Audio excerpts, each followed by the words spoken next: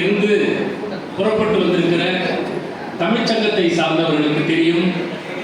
இந்த விழா மிகச்சிறப்பாக நடப்பதற்கு காரணமாக இருப்பவரும், புதுச்சேரி மட்டுமல்லாமல் உலகமெங்கிலும் இருக்கிற தமிழ்ச்சங்கங்களில் எல்லாம் நன்கு அறிமுகமானவரும், வாரி வழங்குகிற வள்ளலாக திகழ்பவரும் இந்த விழாவின் நாயகன் என்பதால் அவர்கள் இங்கே ஓடோடி வந்திருக்கிறார்கள் என்பதுதான் உண்மை. ஒரு மனிதர் எந்த எதிர்பார்ப்பும் இல்லாமல், எந்த உள்நோக்கமும் இல்லாமல் எடுத்து எடுத்து பிறருக்கு கொடுத்து வாழ்வதை நான் நேராக பார்த்தேன் என்று சொன்னால் நிச்சயமாக அவர் முத்தையா ஒருவர்தான் இந்த உலகத்திலே நான் பார்த்தேன். என் முன்னால் இருக்கிற சின்ராஸ் ஐயா கூட மிகப்பெரிய வள்ளலாக மிகவும் போற்றப்படுவார். அவருக்கு ஒரு விழா தனியாக இருக்கும். ஏன்னா மனசுல உள்ளதை பேசிடுவோம் சார். இது போன விழாவெல்லாம் ஏதோ கொஞ்சம் அப்படி பட்டிமன்றத்தில் பேசிக்கிட்டு கொஞ்சம் கொஞ்சம் அங்கே போயிட்டு இருந்தேன். புதுச்சேரியில இந்த உள்ளூர் குளம் தீர்த்த குளம் ஆகாதுன்னு ஒரு பழமொழி இருக்கு. உள்ளூர் குளம் தீர்த்த குளம் ஆகாதுன்னு ஒரு பழமொழி உண்மைதானே அது. இந்த மயிலம் குளமே இருக்குது. மயிலம் ரொம்ப பிரபலமான ஒரு இடம். மயிலம் குளத்துல காலையில 6 மணிக்கு நாம போனா அந்த தண்ணி எடுத்து தலையில் தெரிச்சுக்குவோம். காலையில 6 மணிக்கு அந்த ஊர்காரன் என்ன செஞ்சுட்டு போனோம் உங்களுக்கு தெரியும். அதை சொல்றேன். அந்த தீர்த்த குளம், உள்ளூர் குளம் தீர்த்த குளம் ஆகாதுன்னு புதுச்சேரியில் இருந்த என்னை இன்று உலகறிய செய்த மிகப்பெரிய பெருமை முத்தையா அவர்களை சார்ந்தது. என் நன்றி கடனை தீர்க்கிறதுக்காக தான் நீங்க நாங்க வந்திருக்கேன். சின்ன சின்ன விழாவா இருந்தாலும் சரி என்னை விட மாட்டேன். இந்த மேடையில நான் வர்றது இது 11வது முறை. இந்த மேடைக்கு நான் வந்து 11வது முறை. என்னை விடவே மாட்டேன். ஒவ்வொரு முறை குடியேற்றப்பவும் நான் தத்துவத்துன்னு பேசிக்கிட்டு இருந்த காலங்களிலே 10-15 ஆண்டுகளுக்கு முன்பே என்னை அழைத்து பட்டிமன்றம் நடத்த சொன்னார். ரசிப்பார், சிரிப்பார், உட்கார்ந்து சிரிப்பார், குழந்தை மாதிரி பக்கத்துக்கு ஒரு தட்டி சிரிப்பார். அப்படி ஒரு சின்ன குழந்தை மாதிரி இருக்கலாம். வயது இப்போ ஒரு வயது ஆயிடுச்சுன்னா நான் நம்ப மாட்டேன். அவருடைய 80வது பிறந்த நாளுக்கும் நான் பட்டிமன்றம் பேசுவேன். அவருடைய 100வது பிறந்த நாளுக்கும் நான் பட்டிமன்றம் பேசுவேன். அப்படி ஒரு மனுஷன் சார் அவர். அவரை புகழணும்னு எனக்கு அவசியம் இல்லை. நான் அவரை புகழ்ந்து, அந்த காலத்தில் புலவர்கள்லாம் மன்னனை புகழ்ந்து அவனை பாடி தான் பரிசல் தருவாங்க. அது ஆட்டுப்படை இலக்கியம் தனியா இருக்கு. அது போல இவரை புகழ்ந்துதான் நான் பண்ணுவாங்கன்னு அவசியம் இல்லை. புகழாமலே எனக்கு கொடுத்துட்டே இருப்பார். எனக்கு எப்ப தேவைன்னு அவருக்கு தெரியும். கலக்கலை எங்க பயன்படுத்துறோம், எந்த மேடைக்கு அவர் வந்தா சரியா இருக்குன்னு அவருக்கு தெரியும். கரெக்டா அந்த இடத்துல என்ன கூப்பிடுவாரு. சரியான விழாவது அமையும். ஏன்னா அள்ளி கொடுத்து வாழ்பவன் நெஞ்சம் ஆனந்த பூந்தோப்பு சார். புரட்சி தலைவர் பாட்டு. புரட்சி தலைவருக்கு பாட்டு எழுதினவர் இருந்து போயிட்டாரு. அவர் அருமையான கவிஞர். அள்ளி கொடுத்து வாழ்பவன் நெஞ்சம் ஆனந்த பூந்தோப்பு, வாழ்வின் நல்லவர் என்றும் கெடுவதில்லை, இது 4 மறை தீர்ப்பு, செய்த தருமம் தலை காக்கும், தக்க சமயத்தில் உயிர் காக்கும். தர்மம் தலை காக்கும் சார். ஹெல்மெட் காக்குதோ இல்லையோ, தர்மம் தலை காக்கும். அந்த ஐயாவுக்கு அவர் செய்த தர்மம், அவர் செய்து கொண்டிருக்கிற தர்மம், அவர் செய்ய போகிற தர்மம், காலகாலத்துக்கு நீங்க சீது பண்ணுவாங்க பேசுற மாதிரி இன்னும் 100 ஆண்டு காலம், இன்னும் 100 ஆண்டு காலம் அவர் வாழணும். மனுஷன் அப்படி வாரி கொடுக்கணும் சார். எங்க ஊர்ல ஒருத்தர் இருந்தார். அவனை மாதிரி கஞ்ச நீங்க பார்த்தே இருக்க முடியாது. இன்னைக்கு சொல்றேன் கேட்டுங்க. சில பேர் பணம் கொடுக்க மாட்டான், சில பேர் இச்சனையில காக்கா ஓட்ட மாட்டான்ல சொல்லுவாங்கல்ல. ஒரு விசிறி சார். அப்ப பணமட்டை விசிறி பார்த்துருக்கீங்களா? ஃபேன்லாம் வர்றதுக்கு முன்னாடி பணமட்டையில விசிறி செய்வாங்க. 25 பைசா. அந்த விசிறி அவர் வாங்கி 40 வருஷம் ஆகுது. இன்னும் அந்த விசிறி பிஞ்சு போகல, டேமேஜ் ஆகுது. ஆனா கோடை காலம் வந்தா ஃபேன் போட மாட்டாரு, விசிறியால தான் விசிறிக்குவார். 40 வருஷமா விசிறிக்கிறாரு. எப்படி அது டேமேஜ் ஆகும் நீங்க கேட்கலாம். அந்த விசிறி ஒண்ணுமே பாதிப்பே ஆகல.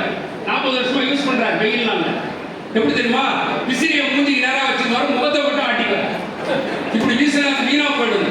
அந்த மாதிரி கஞ்சனா இருக்கிற காலத்துல சார் பிறருக்கு முகத்தை பார்த்து எடுத்து கொடுத்த ஒரு புரட்சி தலைவர். அவர் 8ஆம் பள்ளம் சொல்லுவாங்க புரட்சி தலைவர் எம்ஜிஆர். ஆனா நான் சொல்லுவேன் அவருக்கு அடுத்து 9ஆம் பள்ளம் என்று சொன்னால் நீங்கள் முத்தையா தாராளமா சொல்லுவேன். அது ஒரு மனுஷன் சார். சிரிச்ச முகத்தோட யார் வந்தாலும் எடுத்து கொடுக்குற ஒரு முகம், ஒரு குணம் அவருக்கு உண்டு. எப்படி எதுக்கு சொல்றேன்னா அவர் கட்சி எந்த கோட்பாட்டில் ஆண்டவர் பாடலாம் சொன்னா அவர் ரொம்ப சந்தோஷமா இருக்கும். அது குறிப்பா கண்ணதாசன் பாடல் நான் சொல்லும்போது கணக்கில் அதை கொஞ்சம் பாடுங்க அப்படின்னு சொல்லுவார். அதுபோல எந்த பாடலாக இருந்தாலும் எந்த செய்தியாக இருந்தாலும் அந்த பாட்டில் அவர் விஷயம் தெரிஞ்சிருக்கும். அதை அவர் எடுத்தே சொல்வார். 10 திங்கள் சுமந்தாலே அவள் பெருமைப்பட வேண்டும், உன்னை பெற்றதனால் அவள் மற்றவராலே போற்றப்பட வேண்டும், கற்றவர் சபையில் உனக்காக தனி இடமும் தர வேண்டும், உன் கண்ணில் ஒரு துளி நீர் வழிந்தாலும் உலகம் வாழ வேண்டும். இது என்ன பாட்டு யாராவது சொல்லுங்க. பல்லவி. நான் ஏன் பிறந்தேன், நாட்டுக்கு நலம் என்ன புரிந்தேன் என்று நாளும் பொழுதும் வாழும் வரை நினைத்திடு என் தோழா, நினைத்து செயல்படு என் தோழா, உடனே செயல்படு என் தோழா. அந்த பாட்டுக்குள்ள அவ்வளவு செய்தி இருக்கும். 10 திங்கள் சுமந்தாலே அவள் பெருமைப்பட வேண்டும், உன்னை பெற்றதனால் அவள் மற்றவராலே போற்றப்பட வேண்டும், கற்றவர் சபையில் உனக்காக தனி இடமும் தர வேண்டும், உன் கண்ணில் ஒரு துளி நீர் வழிந்தாலும் உலகம் வாழ வேண்டும். இவ்வளவு அழகான செய்தி. வாழி எழுதின பாட்டு எப்படி ஐயாவுக்கு பொருந்தது பாருங்க. முத்தையாவுக்கு வயசு ஆகிட்டு போனாலும் அவர் அமைச்சங்க விழாக்கள்ல செய்யற நகைச்சுவை இருக்கு பாருங்க. சின்ன சின்ன நகைச்சுவை துணுக்கு அடிச்சுக்கிட்டே இருப்பார். மேடையில பேசும்போது 20 நிமிஷம் பேசுறாருன்னா 15 நிமிஷம் சிரிக்க பேசுவார். எப்படி இந்த நகைச்சுவை உணர்வு அவருக்கு வருது எனக்கு ஒன்றும் புரியாது. அவ்வளவு அழகான அவர் இளமையாக இந்த ஆண்டு வரை இளமையாக வைத்திருப்பதற்கு, இளமையாக இருப்பதற்கு காரணம் அவருடைய நகைச்சுவை உணர்வு. அவர்கிட்ட அதுவும் நிறைய பாட்டெல்லாம் இப்போ இந்த பாட்டெல்லாம் பண்ண அந்த பின்னாடி இருக்க பசங்களாம் புரியாது. போன மாசம் ஒரு 2 மாசம் முன்னாடி ஒரு பாட்டு வந்து ரத்த கொதிப்பே அப்படின்னு அந்த பசங்க தெரியும். அடுத்த வரை சொல்லுவாங்க ரத்த கொதிப்பு மாமனாருக்கு ரத்த கொதிப்பு, மாமியாருக்கு காவல் வெடிப்புன்னு ஒரு பாட்டு. மைக்க புடி மாவனே சேர்ப்பார் அப்படின்னு ஒரு பாட்டு பாடுறோம். அந்த பாட்டு அந்த பசங்களுக்கு பிடிக்கும். ஒரு வரி விடாம சின்ன சின்ன பசங்கள்லாம் பாடும். இந்த வரியெல்லாம் அவங்களுக்கு பிடிக்காது, அது தெரியாது. சார் புரட்சி தலைவர் எம்ஜிஆரை பற்றி ஒரு விழாவில் இங்கே பேசும்போது நான் ஒரு பாட்டு, அந்த பாட்டு யார் எழுதினாங்கன்னா எனக்கு பட்டுன்னு வரல. ஐயா தான் அடி எடுத்து கொடுத்தாரு. அடிமை பெண் படத்தில் 1000 நடவை பாட்டு எஸ்பி பாலசுப்ரமணியம் பாடினாரு. 3வது பாட்டு. அந்த பாட்டு பட்டுன்னு எனக்கு எழுதுனது யாரும் ஞாபகத்துக்கு வரல. டக்குன்னு ஐயா சொன்ன பிரம்மபித்தன் எழுதின பாட்டு அப்படின்னு. அது போல திரைப்படத்துறையிலும் அவர் கால் வச்சவர். அவர் தொடாத துறை எதுன்னு அந்த அம்மா கேட்டாங்க. வந்தவொடனே நீங்கள் ஈடுபடாத துறை எது அப்படின்னு கேட்டாங்க. கல்வித்துறை, இசைத்துறை, நாட்டியத்துறை, இப்படி பல்வேறு துறைகளிலே அவருக்கு அனுபவம் இருக்கிறது, ஈடுபட்டிருக்கிறார். ஏன்னா ஒரு மனுஷன் எத்தனை காலம் வாழ்ந்தார்ன்றது பிரச்சனை இல்லை சார், அது ஒரு பெரிய விஷயமே இல்லை. ஆனால் அந்த வாழ்ந்த காலத்துல எப்படி வாழ்ந்தார்?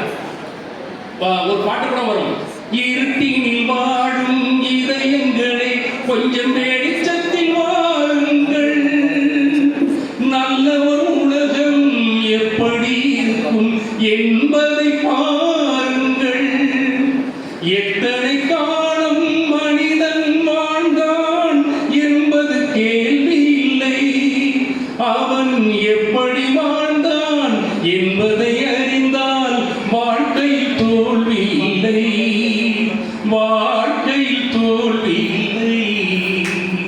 தாய் மேலாடை கைத்தட்டு நினைச்சா தட்டிடுங்க. ஏன்னா இது கட்டலாமா வேணாமா, எதுக்கு இவனுக்கு தேவையில்லாம கட்டணும், நம்மளே வீட்டுக்கு போற நேரத்தில் எனர்ஜி வேஸ்ட் ஆகி தட்டுன்னு நினைச்சா தட்டிடுங்க. கைத்தட்டில் ஒண்ணுதான் சார். எங்களுக்கு எல்லாம் முன்னாடி பேசுறவர் எனக்கு சந்தோஷமா இருந்தது. அந்த சகோதரி ரொம்ப அழகா பேசினாங்க, ஒரு உத்வேகமா இருந்தது அவங்க பேசுறது. நான் இன்னைக்கு தான் அவங்க முதல்ல பாக்குறேன். ரொம்ப அருமையான பேச்சு, ரொம்ப அருமையான உச்சரிப்பு, தமிழ் உச்சரிப்பு, ரொம்ப அழகா பேசினாங்க. இந்த மாதிரி பேசும்போது ஒரு சந்தோஷம். இன்னொன்று கவிதை துறையில அவருக்கு நல்ல, என்னுடைய ஒரு புத்தகம் வெளியிட்டேன். எஸ்பி பாலசுப்ரமணியம் இறந்துட்டப்ப என்றும் வாழும் இளைஞர்களால் ஒரு புத்தகம் வெளியிட்டேன். அது ஐயா தான் அதுக்கு வாழ்த்துறை கொடுத்திருந்தார். அந்த வாழ்த்துறையில மிக அழகான ஒரு கவிதையாவே எனக்கு எழுதி கொடுத்திருந்தார். அதை என்னால் மறக்க முடியல. கவிதையிலும் அவர் சிறந்தவர். கவிதைனா இன்னொரு கவிதை படித்தேன். ஒருத்தர் சொல்றான், ஒரு பொண்ணு சொல்லியிருக்கான், ஒரு கவிதை சொல் என்றால், இவன் சொல்றான், ஒரு கவிதை சொல் என்றால் அவன் பெயர் சொன்னேன். அவன் தான் கில்லாடி. இதான் ஆம்பளை பசங்களாம் கில்லாடி தனமா பண்ணுவான். ஒரு கவிதை சொன்னா கவிதை தான் சொல்லலாம். அவளை ஃபூல் பண்றதுக்காக அவன் சொல்லியிருக்கான், நீ தான் கவிதை. ஒரு கவிதை சொல் என்றால் அவன் பெயர் சொன்னேன், அவன் முகத்தில் வெட்கம் வந்தது. இன்னொரு கவிதை சொல் என்றால் அவள் தங்கையின் பேர் சொன்னேன், என் மூக்கில் ரத்தம் வந்தது. இன்னும் கவிதை தான். ஆனால் கவிதைன்னா சீனோட வேணுகோபால் ஐயா ஒரு கவிதை எழுதி படித்தார். அதை யாரும் கவனிக்கலையே. ரொம்ப அழகான வார்த்தைகள். அவர் வந்து தமிழாசிரியராக இருந்து ஓய்வு பெற்றவர். அந்த கவிதைக்குள்ளே அவ்வளோ வாழ்த்து இருக்குது சார். கவிதை தான் வாழ்த்தும். பிறரை வாழ்த்துறதுக்கு மனசு வேணும். அந்த மனசே இப்போ நிறைய பேருக்கு இல்லை. ஏன் அவங்கள வாழ்த்தணும் அப்படின்னு ஒரு பேர் அமைதி பாருங்க. இந்த நவரத்னங்களே பாரியார் சுவாமி சொல்லிதான் எனக்கு தெரியும். நவரத்னங்களே உயர்ந்தது முத்து.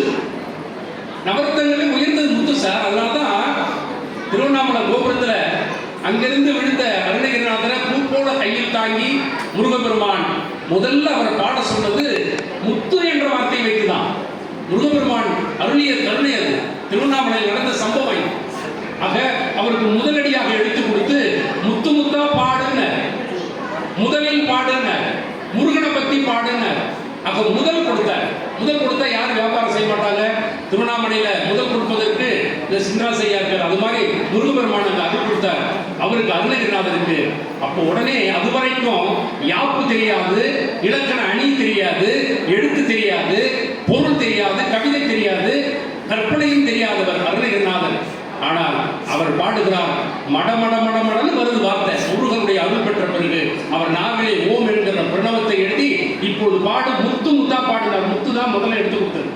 முத்தை தரு பக்தி திருநகை அத்திக்கிரை சத்தி சரவணம் முத்தி கூறு வித்து கூறுவரை எனவோதும் முக்கற்பர மக்கு சுருதியில் முற்பட்டது கற்பி திருவரு 30 முவக்கத்தமரர் மணிவேன பத்து தல ரத்த கணக்கு ஒற்றைக்கிரி மற்றை பொழுது ஒரு பட்டப்பகல் வட்டத்திகிரியில் இரவாக பத்தற்கிற ரத்த கடவிய பச்சை புயல் மெச்சத்தது ஒரு வச்சத்துடன் எச்சி தருவது ஒரு நாளே தித்தித்தைய ஒத்தப்பரிபுர நித்தப்பத வைத்து பயிரவி திட்டக்கட அடித்தக்கழுதல் கழுதாட திக்குப்பறி அட்டு பயிரவ தொக்கு தொகு சித்திரப்பகுதிக்கு திருகடை எனவோட கொத்துப்பகை கொட்டுப்பழமிசு குத்தி புதை குக்குப்பிடி என முதுகூகை கொற்பட்டன நட்டக்கோணரை வெட்டிப்படி இட்டுக்குலை